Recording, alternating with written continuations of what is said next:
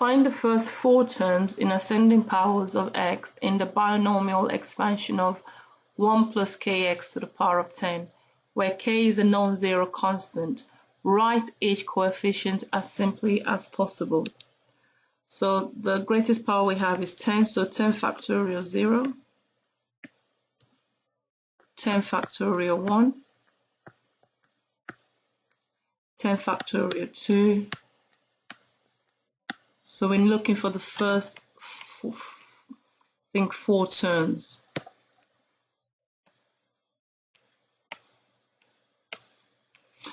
Now the first is 1, so 1 to the power of 10, and that power goes down each time. So 1 to the power of 9, 1 to the power of 8, 1 to the power of 7. The next is the kx, so that's going to start with 0, kx to the power of 1, kx to the power of 2, kx to the power of 3.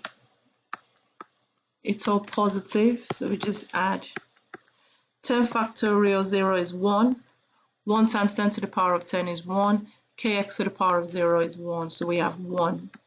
10 factorial 1 is 10. 1 to the power of 9 is 1. Kx to the power of 1 is kx. Plus 10 to the power of 2 is 45. So 10 factorial 2 is 45.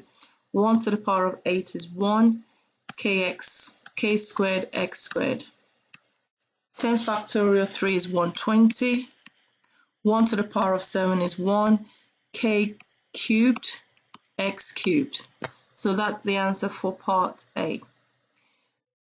Given that the expansion, the coefficient of x cubed is 3 times the coefficient of x, find the possible values. So there's 2 values of k. So what we're going to do, this is the coefficient of x, and that's coefficient of x cubed.